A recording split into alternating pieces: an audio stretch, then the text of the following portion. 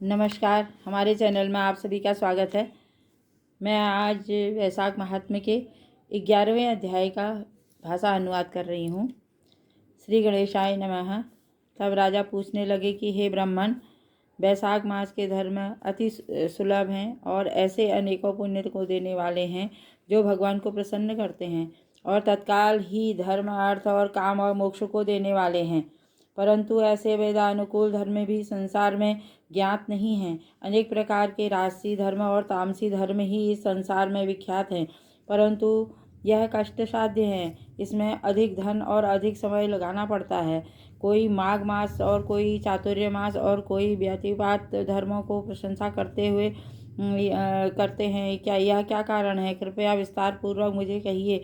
श्रुतिदेव कहने लगे कि हे राजन, संसार में भोगों की इच्छा करने वाले मनुष्य अधिक संख्या में हैं, इसलिए रजोगुण तमोगुण अधिकांश में पाया जाता है। परंतु बहुत थोड़े मनुष्य ऐसे हैं जो केवल स्वर्ग की अभिलाषा करते हैं तथा मोक्ष प्राप्ति के साधन करने वाले हैं। यह बहुत ही कठिनता से मिलते हैं, इसलिए राजस और तामस कार्य अति प्रसिद्ध है, किंतु सात्विक धर्म बहुत कम ही है, भगवान को प्रसन्न करने वाले होते हैं। यह धर्म क्योंकि इच्छा रहित है, इस कारण से इस लोक और परलौकिक सुख के साधन हैं कि वैष्णवी माया के मोहित होकर मनुष्य इसको समझता नहीं है। जैसे आधिपत्य के प्राप्त होने पर मनुष्य के मनोरथ पूर्ण होते हैं, परंतु वैशाख के धर्म मास में सब धर्म सात्विकों के लिए कहे गए हैं और यही सतोगुण का धर्म है। इस पर एक पुरातन इतिहास कहता हूँ। इक्ष्वाकु वंश में नृपपुत्र एक बड़ा यशस्वी अक्रोधी ब्राह्मणों का मान करने वाला राजा हुआ।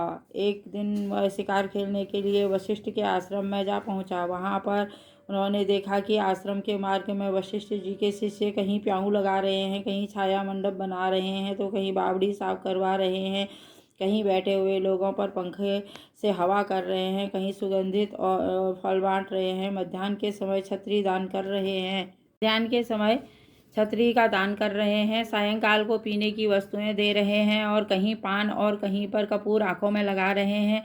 कोई वृक्ष की छाल को स्वच्छ कर उनको ठंडा करने के लिए बालू की मिट्टी बिछा रहे हैं और कोई वृक्षों पर झूल रहे हैं। राजा उनसे पूछा कि तुम कौन हो और क्या सेवा कर रहे हो?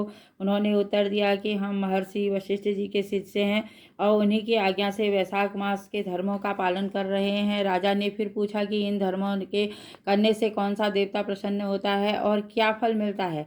वह कहने लगे कि हे राजन, हम अपने गुरु की आज्ञा से यह सब कर रहे हैं, हमको बताने का अवकाश नहीं है, अतः आप हमारे गुरु जी से यह बातें सब पूछकर पता कर सकते हैं। शिष्यों को यह वार्ता सुनकर वह महायशस्वी राजा संपूर्ण धर्म के तत्वों को जानने वाले श्री वशिष्ठ जी के आश्रम की तरफ चल पड़े। उनका आश्रम विद्या और योग का स्थान है। राजा को अपने आश्रम में आया हुआ देखकर ऋषि जी ने अत्यंत प्रसन्न चित्त होकर साथियों के सहित राजा का आतिथ्य सत्कार किया। राजा बड़ी प्रसन्नता और नम्रता पूर्वक बैठकर गुरु जी से पूछने लगे कि गुरुदेव, मैं आखिर से थककर आतिथ्य भाव से आपके आश्रम की तरह आ रहा था, तो मैंने आपके शिष्यों को बहुत से धर्म कार्य करते हुए देखा। इसलिए महाराज, मेरे मन में बड़ी उत्कंठा उत्पन्न हो रही है कि यह सब धर्म के लिए करने वाले क्या फल प्राप्त होते हैं। आप सर्वज्ञ और मेरे गुरु हैं, मेरे मन में बड़ी शंका है, कृपया आप संदेह को मिटाइए। मैं आपको नमस्कार करता हूँ।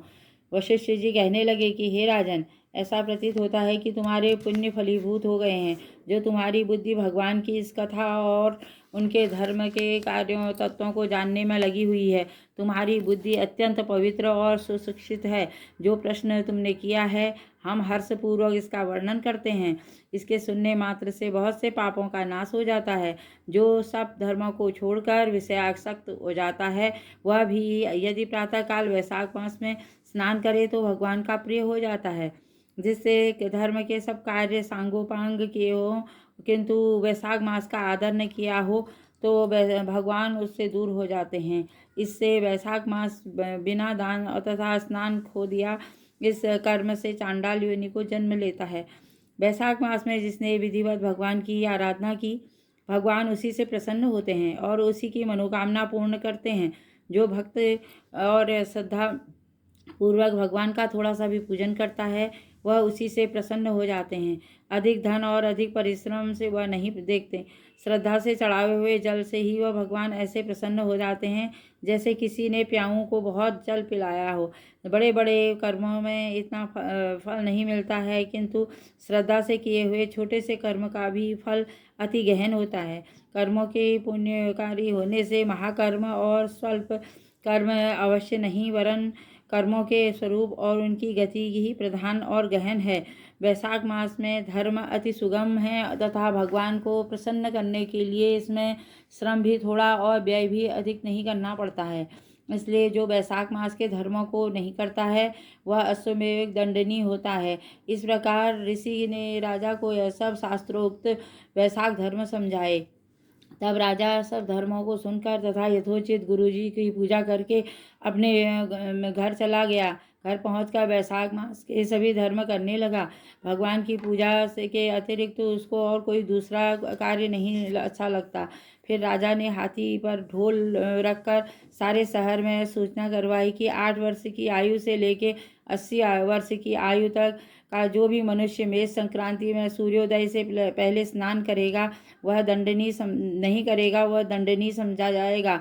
शहर में से निकलवा दिया जाएगा। पुत्र, भार्या, इष्ट मित्र चाहे कोई भी हो, जो वैशाखोक्त धर्म का पालन नहीं करेगा और मैं उसको चोर के समान दंड करूँगा। प्रातःकाल पवित्र स्नान में जल से स्नान करके स्थान स्थान पर प्याऊ लगवाओ। यथाशक्ति योग्य ब्राह्मणों को दान दो तथा धर्म के कार्य करो।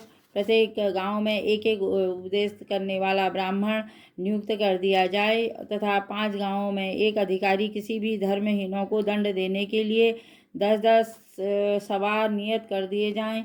इस प्रकार से चक्रवर्ती राजा के शासन में वह धर्म वृक्ष सारे देश में विस्तार पूर्वक फैल गया। इस राज्य में जो भी पापी मर जाते थे वे वैकुंठ को प्राप्त हो जाते थे। जो कोई वैशाख मास में किसी भी बहाने से भी सूर्योदय से पहले स्नान करता है वह भी सब पापों से छूटकर विष्णु लोक को चले जाता है। वैशाख मास में एक बार स्नान से पापों से मुक्त होकर और प्राणी भी यमपुरी को नहीं जाता है। इस कारण से सूर्यवंशी राजा ने यम के सब लेखों को मिटा दिया। मनुष्यों के जो भी पुराने कर्म थे सब नाश हो गए। बेचारे चित्रगुप्त के लिए लिखने के लिए कुछ भी नहीं रहा, सब नरक में खाली पड़ गया। वैशाख मास के प्रभाव से नरक का मार्ग भाग्यवान हो गया। संपूर्ण पवित्र मनुष्य होकर वैकुंठ को जाने लगे। स्वर्ग और नर्क सब खाली हो गया। तब एक समय नारद जी ने धर्मराज के पास जाकर कहने लगे कि हे राजन, नरक में पहले जैसे हाहाकार शब्द नहीं सुनाई दे रहे हैं। चित्रगुप्त के पास भी लिखने के लिए कुछ हाथों हाथ नहीं रहा है। मुनि बने बैठे रहते हैं। बड़े बड़े पापी भी अब तुम्हारे लोक में नहीं आते हैं, इनका क्या कारण है? तब धर्मराज कहने लगे कि हे महामुनि, यह राजा पृथ्वी पर जो हुआ है, मैं अपने राज्य में उसने आज्ञा दी है कि जो कोई वैशाख धर्मों का पालन करेगा वह दंडनीय होगा। जो धर्म का पालन नहीं करेगा वह दंडनीय होगा। और उसके डर से के मारे सारे प्राणी वैशाख मास के धर्मों का पालन करके वैकुंठ को जा रहे हैं। वह राजा चक्रवर्ती है और सारे संसार में उसकी आज्ञा का पालन होता है। 8 वर्ष से 80 वर्ष की आयु वाले सभी वैशाख मास में धर्मों का उल्लंघन नहीं करते हैं। स्वर्ग और नर्क सब खाली हो गए हैं। कर्मों के नाश से चित्रगुप्त को लिखने के लिए कुछ भी नहीं मिल रहा है। मैं काठ की मूर्ति के समान बैठा हुआ हूँ। अब मैं युद्ध करके उनको मारूंगा, क्योंकि मेरे पास तो अब काम ही कुछ नहीं रहा है। सेवक स्वामी का कार्य अवश्य करना चाहिए। यदि वह मुझसे नहीं मरेगा तो ब्रह्मा जी के पास जाकर सब निवेदन कर दूंगा। इस प्रकार नारद जी से कहकर यमराज मृत्यु, जरा और रोग के आदि सब सेवकों और उनके दूतों को साथ लेकर दंड धारण कर भैंस पर सवार होकर पृथ्वी पर आया और सिंहनाद करते हुए उस राजा की नगरी पर चारों ओर से घेर लिया। इससे समस्त प्रजा अत्यंत भयभीत हो गई और राजा भी सुनकर कि यमराज ने पुरी को घेर लिया है। राजा ने भी अपनी सेना को सजाकर नगर के बाहर आया। फिर दोनों में घोर युद्ध हुआ कि रोमांच खड़े हो गए। राजा ने थोड़ी देर में ही मृत्यु काल और रोग और यमराज और दूसरे दैत्यों को मार भगाया। तब भैंस पर सवार होकर यमराज स्वयं राजा के सम्मुख आकर गरजते हुए भीषण युद्ध करने लगा। राजा ने बाणों के उसके धनुष को काट दिया। अब यम ढाल तलवार से ले राजा को मारने के लिए चला। तब राजा ने उनकी ढाल तलवार भी काट दी और काली सर्प की फुहार मारता हुआ क्रोधित होकर वह बाण यमराज के मस्तक पर पड़ा। तब यमराज ने क्रोधित होकर अपना दंड उठाया और उनको ब्रह्मास्त्र से अभिमंत्रित कर राजा पर छोड़ दिया। उस समय बड़ा हाहाकार मच गया। तब विष्णु भगवान ने अपने भक्तों की रक्षा के लिए सुदर्शन चक्र छोड़ा, जो युद्ध स्थल में आग दंड से युद्ध पर ब्रह्मास्त्र को निवारण करता हुआ यमराज को मारने लगा। यह देखकर वह भक्त राजा भयभीत होकर चक्र की स्तुति करने लगा कि हे विष्णु भगवान के हाथ में आभूषण सहस्त्रधार, तुम्हें नमस्कार है। भगवान तुमको सारे लोक की रक्षा करने के लिए धारण करते हैं, क्योंकि जो देवताओं के द्रोही हैं तुम उनके काल हो। सो हे जगतपते, इस यम की रक्षा करो। ऐसी स्तुति सुनकर चक्र यम को राजा के पास छोड़कर स्वयं बैकुंठ को चला गया। फिर यम उदासीन होकर ब्रह्मलोक में ब्रह्मा जी के पास गया। जो ब्रह्मा जी देवताओं के आश्रय, जगत की उत्पत्ति के कारण सबके पितामह और लोकपाल और दिग्गजों से पूजित तथा जहाँ इतिहास, पुराण, समुद्र, नदी, सरोवर, पीपल वृक्ष से लेकर समी वृक्ष तक, वापी, कूप, तालाब, पर्वत, दिन रात, पक्षी, मास, कला, काष्ठ, ऋतु, अयन, युग, संकल्प, विकल्प, ऋक्ष, योग, करण, पूर्णिमा, अमावास्या, सुख, दुख, भय, लाभ, अलाभ, जय, अजय, रजोगुण, तमोगुण, सतोगुण, शांत, मूल, कफ, बात, पित्त आदि सब चराचर मूर्तियां होकर सेवा में खड़े हैं। उनके बीच में यम लज्जित होकर मलिन मुख सेवकों सहित जाकर खड़ा हो गया। उसको मुख सेवकों सहित जाकर उनको इस प्रकार देखकर सब सभागण विस्मित होकर आपस में कहने लगे कि यम का यहाँ आना कैसे हुआ? कहीं ब्रह्मा जी के दर्शन को तो नहीं आया? इनको तो कभी क्षण भर को अभी अपने काम से अवकाश नहीं मिलती है। देवता भी कुशल से हैं। बड़े आश्चर्य की बात है, इनके कपड़े भी फटे हुए हैं और अत्यंत दीनावस्था में हैं। कहीं यम ने तो अपने कपड़े नहीं फाड़ डाले? ऐसी बात न कभी पहले देखी थी। और अब ऐसा कह ही रहे थे कि तभी प्राणियों का स्वामी और सूर्य का पुत्र यम ब्रह्मा जी के चरणों में इस प्रकार गिरा, जैसे जड़ से कटा हुआ वृक्ष निराश्रित होकर पृथ्वी पर गिर जाता है। और यम त्राही त्राही पुकारने लगा कि हे देवेश, मेरा अत्यंत अपमान हो गया है। मेरे वस्त्र फाड़ डाले हैं और मुझको अत्यंत पीटा गया है। मेरी प्रतिष्ठा और मर्यादा सब भंग हो गई है। हे कमलासन, आपके होते हुए मेरी यह दुर्गति हुई है। ऐसा कहकर यम मूर्छा खाकर पृथ्वी पर गिर पड़ा। तब वहाँ पर बड़ा कोलाहल हुआ। सब आपस में विचार करने लगे कि जो स्थावर जंग सब को खाने वाला, मनुष्यों का संताप देने वाला, दुखी करने वाला आज दुखी कैसे हो गया है।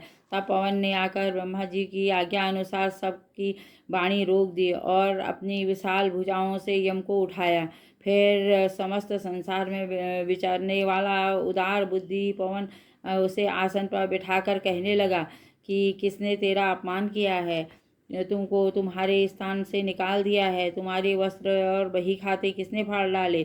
सो यह वृतांत तुम ब्रह्मा जी से सन्मुख होकर कहो। जो सबके पितामह हैं वे ही तुम्हारे दुख को दूर करेंगे। जब यम ने पवन के ऐसे वचन सुने तो ब्रह्मा के मुँह की तरफ देखकर अत्यंत दीन स्वर में गदगद वाणी से सत्यतापूर्वक सब बातें कहने लगा। इस प्रकार वैशाख महात्म्य का 11वां अध्याय तत्सत। नमस्कार।